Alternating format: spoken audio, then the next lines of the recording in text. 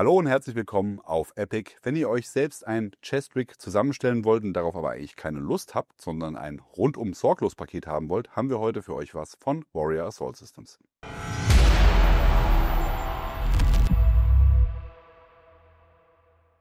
Warrior Assault Systems sollte dem einen oder anderen bekannt sein. Die sind schon seit einigen Jahren am Markt und die Qualität und die Produktvielfalt wird immer besser, unserer Meinung nach. Inzwischen ist es wirklich so, dass man auch gerade bei den Multicam-Produkten sagen kann, das ist von der Cordura-Qualität und auch vom Druck her so, dass man es 100%ig für den echten Einsatz nutzen kann. Am Anfang war das eher so ein bisschen in der Airsoft-Schiene unterwegs, aber inzwischen ist es tatsächlich auch im scharfen Einsatz überall so zu sehen. Und von daher haben wir uns gedacht, wir stellen euch mal das LC Modular Chest Rig Set vor. LC steht für Laser Cut und Modular Chest Rig wird hier in dem Fall abgekürzt mit MCR und das ist quasi dann auch das Kernelement, das MCR Chest Rig. Hier ist es so, dass wir zwei verschiedene Farben haben, beziehungsweise Farben und Tarndrucke. Das Chest Rig Set gibt es einmal in Ranger Green und einmal in Multicam.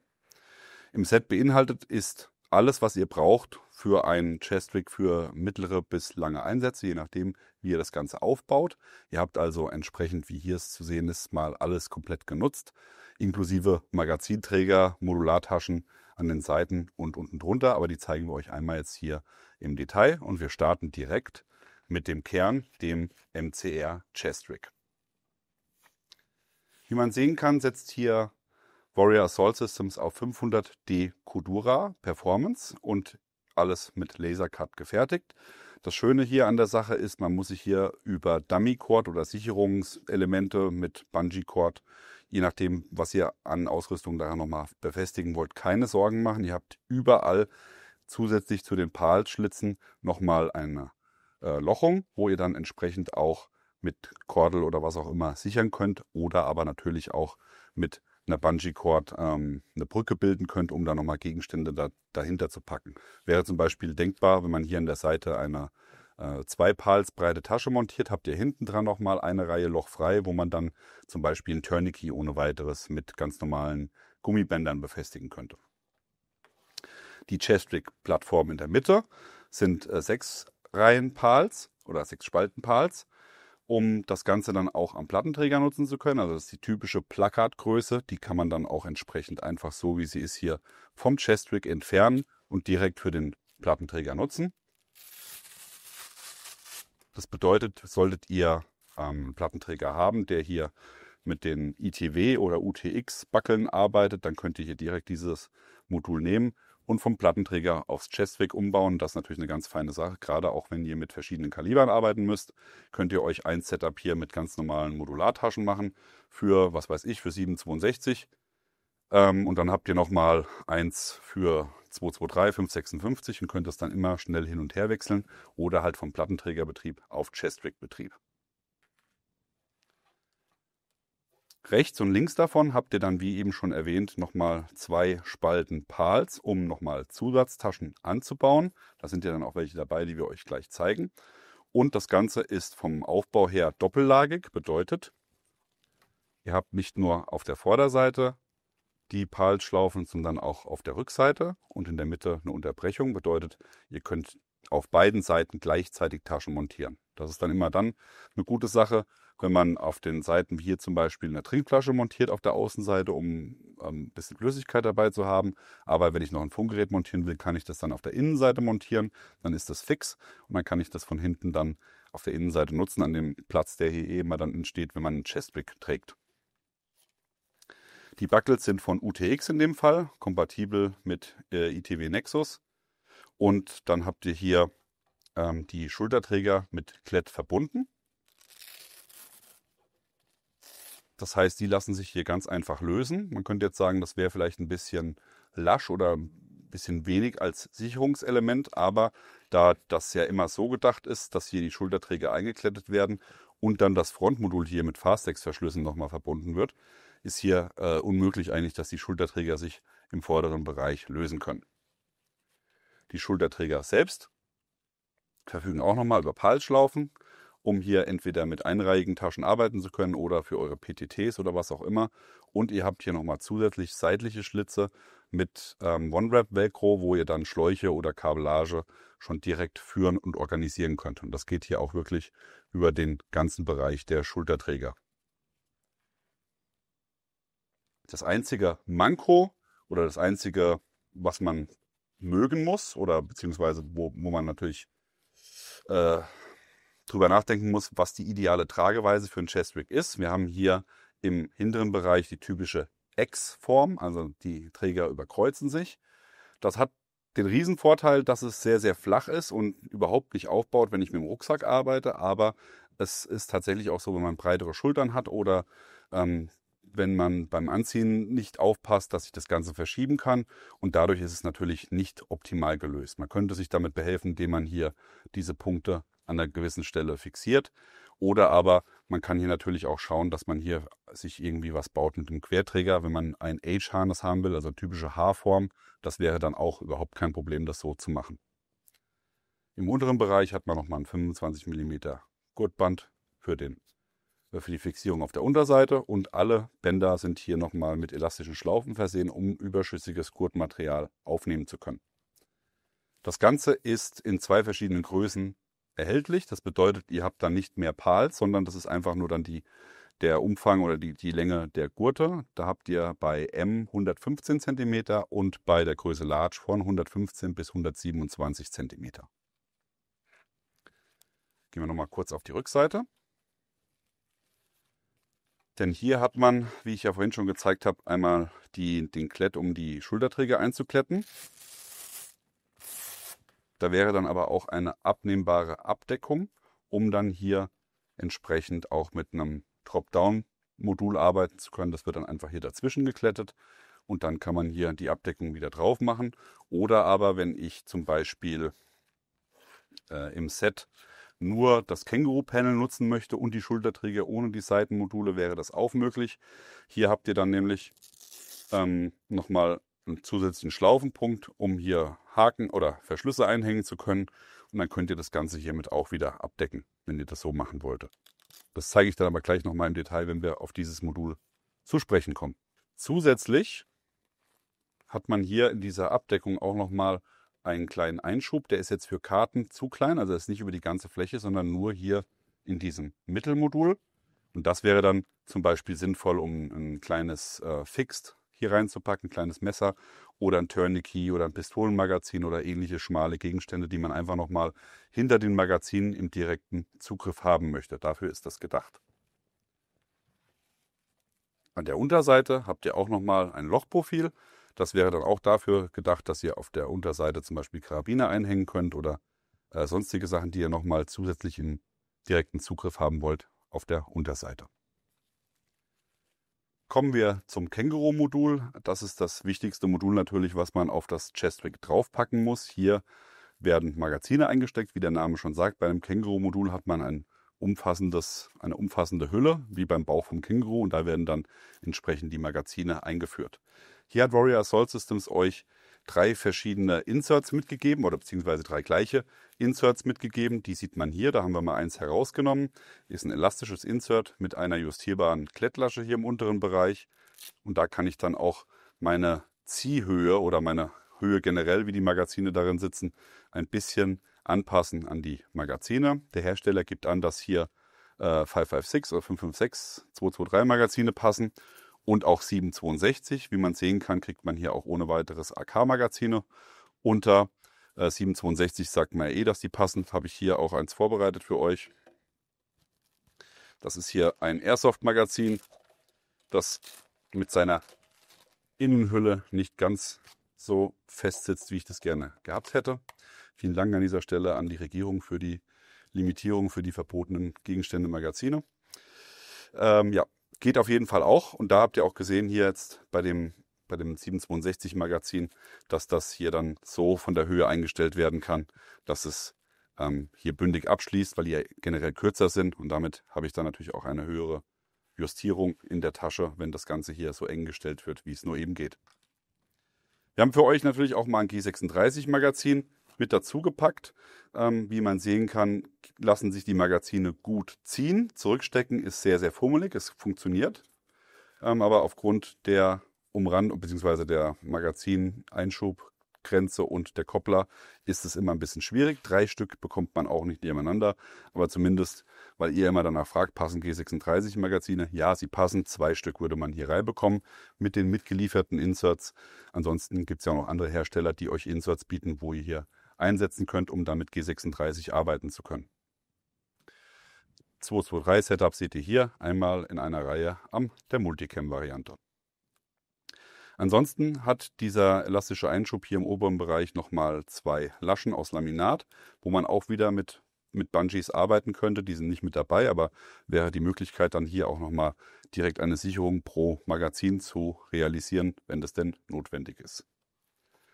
Die Front ist einmal komplett mit Lasercut versehen, auch hier wieder die Lochung für noch mehr Bungees, also auch wenn ihr diese Bungee-Sicherung an den Magazinen nicht machen wollt, könntet ihr dann hier an der Rückseite und an der Vorderseite ein Bungee fixieren, was an der Tasche wäre. Und damit wäre es dann zum Beispiel auch möglich, hier größere Gegenstände, die nicht in so ein Insert passen, wie ein Funkgerät, ein schmales, hier einzubauen, das dann auch direkt über die Tasche zu sichern, ohne ein Insert zu benutzen. An den Seiten habt ihr nochmal eine Spalte Lasercut-Pals, um Taschen anzubringen, und auch auf der Unterseite. Das heißt, auch hier wäre ich in der Lage, nochmal horizontal eine 1 Pals breite Tasche anzubringen oder mit der Lochstruktur hier entsprechend nochmal Gegenstände zu montieren, wenn ich das denn haben möchte.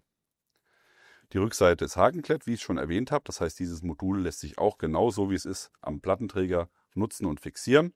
Und ansonsten wäre hier nochmal die vorhin schon erwähnte Klettschlaufe, mit der ich mir dann hier einen Fixpunkt für einen Verschluss bilden kann, um das ganze Modul dann auch so zu nutzen, dass ich hier die Schulterträger nutzen kann, ohne die beiden Seitenteile, falls ich denn ein ganz, ganz kleines Trainingsrig haben will oder irgendwas fürs Fahrzeug. Ja, das ist das Magazinmodul. Das heißt, wir haben jetzt schon hier 2 Module zusammen, nämlich einmal das eigentliche Chest-Rig und das Magazinmodul. Das Ganze lässt sich dann erweitern nach unten hin mit einer Dangler-Pouch. Das wäre hier von Warrior Assault Systems das Modell Drop-Down Utility, heißt sie. Die ist vom Aufbau her so konzipiert, dass ich hier auf der Front einmal Klett für Patches habe, aber auch gleichzeitig Pals-Schlaufen, die hier noch integriert sind, um nochmal Modultaschen anbringen zu können, wenn ich das denn machen wollte. Und hier auch nochmal seitlich mit 2 Schlaufen, wo man dann auch nochmal als Fixpunkte für einen Karabiner oder so nehmen könnte. An der Unterseite habt ihr 2 elastische Einschübe, perfekt für Stifte und Knicklichter. Und die Tasche selbst hat insgesamt 3 Fächer. Das heißt, ihr habt einmal ein aufgesetztes Frontfach, was relativ flach ist. Das eignet sich dann perfekt für Gummihandschuhe, falls ihr es als Erste-Hilfe-Tasche nutzt, oder für Snacks oder für sonstige flache Gegenstände. Dann habt ihr hier ein Hauptfach. Das lässt sich auch von oben öffnen, um hier dann den Zugang ins Hauptfach zu schaffen. Das Hauptfach selbst ist relativ klein, also ist jetzt nicht wie bei anderen Denglern, die weit ausbauen und wo viel reingeht, sondern es ist wirklich sehr, sehr low profile gehalten, um das Ganze schön nah an den Körper zu bringen. Habt ihr vielleicht 2 cm Tiefe, wo ihr nochmal arbeiten könnt. Und hier wäre auch auf der Innenseite Flauschklett untergebracht, um dann hier mit Organisern arbeiten zu können, falls ihr denn das wolltet im Hauptfach. Auf der Rückseite habt ihr dann auch nochmal eine Tasche, die flach angelegt ist. Die eignet sich hervorragend für Dokumente, geht über die komplette Fläche oder auch für andere Gegenstände, die man vielleicht versteckt tragen will, kann man das Ganze dann hier entsprechend unterbringen. Reißverschlüsse sind von YKK und wie ich neuerdings auch gehört habe, möchte ich, dass die Leute auch, dass man das Deutsch sagt. Deswegen sage ich jetzt auch YKK. Also Hersteller YKK, YKK ist hier für die Reißverschlüsse verantwortlich. Das Ganze ist hier mit dem Klettmodul ausgestattet, bedeutet ganz simpel, ich gehe her, klette das hier an meine Chest-Rig-Plattform, packe hier das Magazinmodul drunter und schon habe ich das Volumen erweitert. Hier sei noch fairerweise dazu erwähnt, dass diese Dangler-Pouch von Warrior Assault Systems zwar cool ist, weil sie sehr low profile ist und flach ist, aber dadurch, dass der Frontzugriff von vorne realisiert wird und auch relativ schmal ist es vielleicht ein wenig schwieriger zu realisieren, wenn ich da schnell an irgendwas ran muss. sieht man hier auch ganz gut, gerade wenn ich hier auch nochmal dann die Utility Pouch hier vorne montiert habe, dass es dann sehr, sehr schwierig wird, an das Hauptfach ranzukommen. Also da auch dann weise wählen, was ihr da in diese Tasche hineinpackt. Irgendwas, was man vielleicht schnell braucht, aber nicht im absoluten Fast-Zugriff. Denn dafür wäre dann auch hier die eigentliche Utility Pouch gedacht.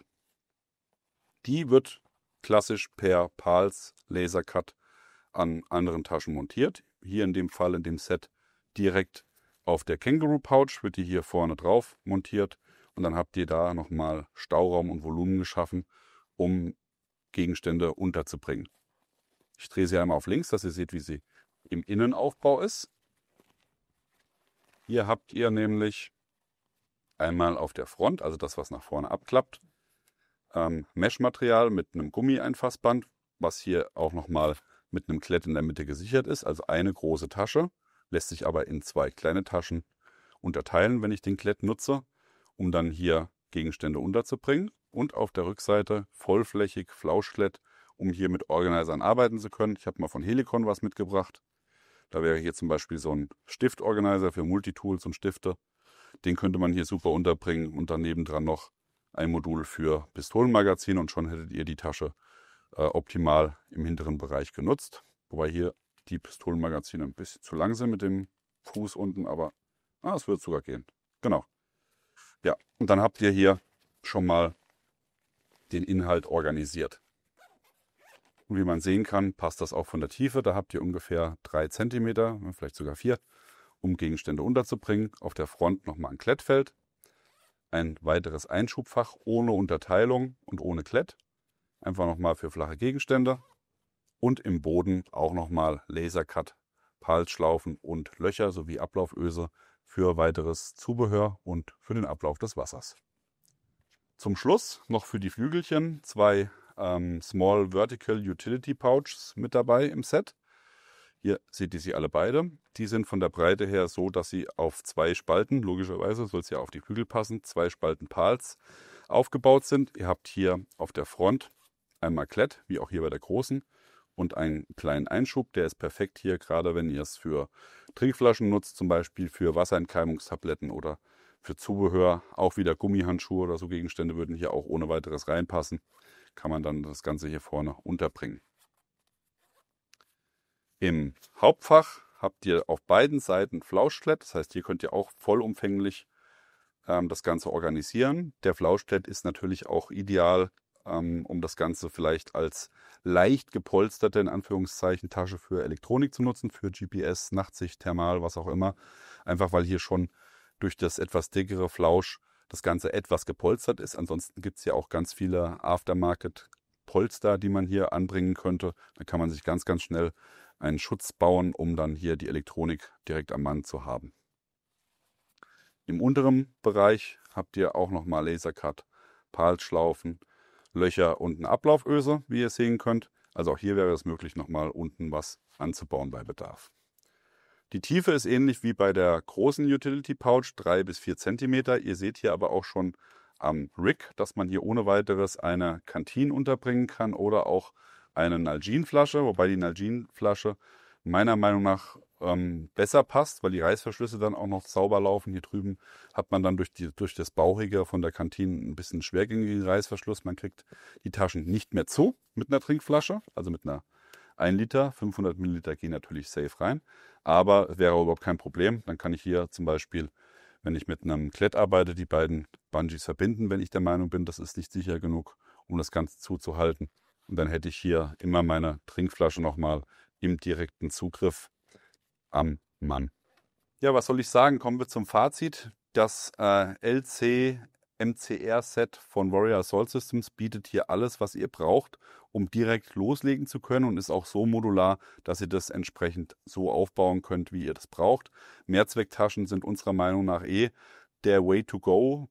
Gerade auch wenn ihr das Video von letzter Woche gesehen habt, wo es dann darum ging, dass wir große Utility Pouches gezeigt haben, die man universell für Magazine, für Trinkflaschen, für Erste Hilfe, was auch immer nutzen kann.